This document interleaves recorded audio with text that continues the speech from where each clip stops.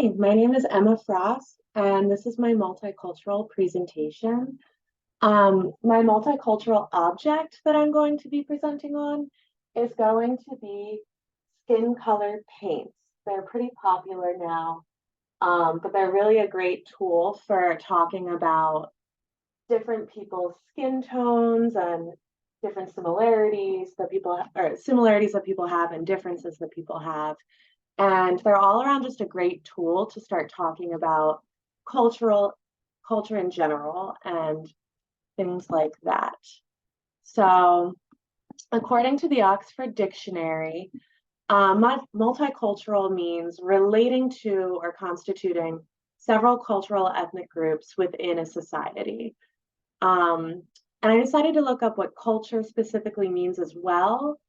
And that is the customs, arts, and social institutions and achievements of a particular nation, people, or other social group.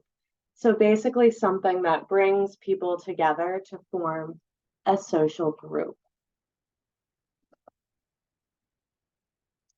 So the learning standards that I decided to use for this was the study of culture, people, and places, and individual identity.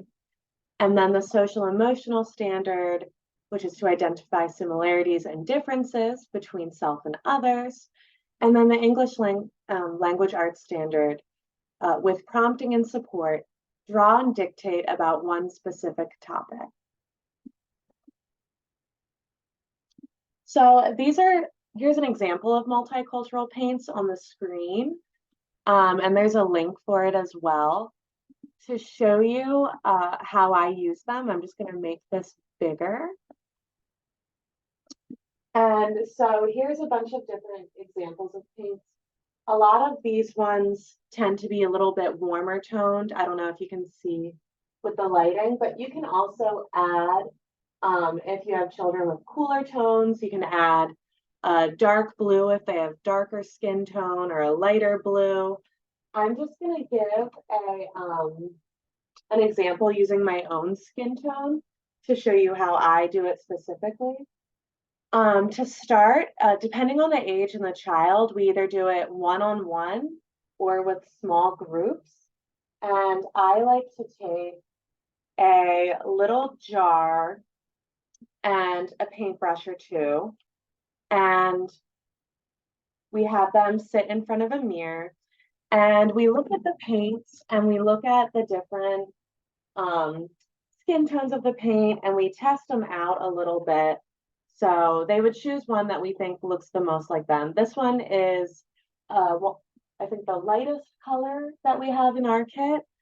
And so I'm going to pour some into this jar. And then I'm going to swirl it around. And we're also showing them how to use paint brushes while doing this, because this is one of the first projects that we usually do. So we show them how to scrape the extra paint off and make a swipe. And then we hold it up to our skin and see if it matches. So this is a little bit darker than me. So I'm going to add a little bit of white and add a tint to it. And it'll be more of a conversation with the children. And you can tell them if they haven't done color theory yet, then you can tell them about how adding white makes colors lighter. If you need to make colors darker, you can add black. So I'm going to add white. And I'm going to scrape it again and then make a swipe with that. All right, that's getting there. I think it still needs a little bit more white. And like I mentioned earlier, this kit is pretty warm toned. So I'm very cool toned. So I'm going to add a cool toned peach that we have. A lot of schools have other acrylic paints as well. So I'm going to add a little bit of a cool peachy tone to that. And we'll be talking about this with the child as well. Like, your skin has a little bit of a red undertone or a little bit of a blue undertone. And if that's the case, you can always add a little bit of a light red or pink or a little bit of a dark blue. And that's always fun for children because they're like, blue, my skin isn't blue. And it's not blue, but when you mix a little bit in and then you swipe it on the paper, you can see how much it really does look like your skin. I don't know if you can see in the lighting here, but you can get it pretty accurate, especially if you bring other colors in. And then kids are like laughing because their skin is blue. But it's just a really great way to get kids talking about similarities and differences. Here's just an example of one that we did in class with a child where you can see how it just gets a little bit darker and a little bit more golden at the top. And that's when we finally got the right color for him. So basically what we would do with this is we're working on self-portraits. So they look at their face and they usually draw an oval to make the shape of their face or however they feel their face is shaped. And then we make their skin tone and they paint their skin tone on. And the fun thing too about putting it in this is just a baby food jar that was washed out from one of our infant rooms, is you can make a lot of the paint and then you can just put the lid on it and write their name on it. And this will last a long time. So they will just have a jar of their skin tone to use whenever they like. So that's how we do that.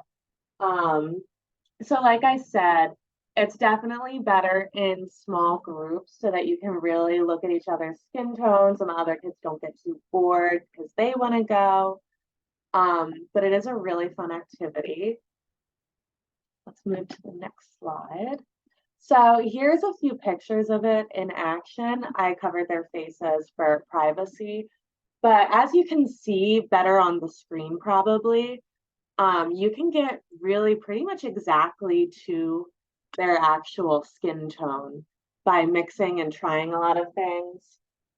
And it's just a great way to start to kind of learn about color theory if you plan on doing that in the near future. And children love to paint for the most part, so it's really fun for them to look in the mirror and paint their exact skin tone. And so for my English language arts standard, I like to have them dictate things about projects that we do together. So this is the same little girl in one of the pictures from the last slide, and she is still learning English. So I asked her what she wanted to write about her project, and she said, "This is face." So, and she wanted to write the word is and then her name at the end. So I helped her by writing this. She wrote is, and I wrote face, and she wanted to have an exclamation point because she was very excited. And then she wrote her name at the bottom. And with some of the older children, we're a 3 to 5-year-old classroom, or with children who are native English speakers, they might say a more detailed thing, such as, here are my eyes and my nose and my mouth, and they can have a much more like longer sentence. But with this little girl, she was really satisfied and excited to write, this is face, and have that be her dictation. So that was really fun to do. I always think it's nice to have them write and describe their art project or what they were thinking before, if they want to do a dictation before it.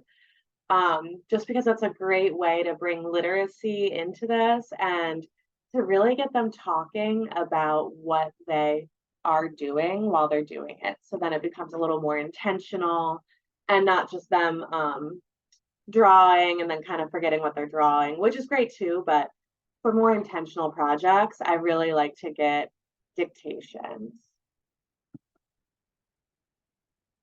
So here are my references. I use the dictionary, and here's a link to the paints again, but you can really get those anywhere.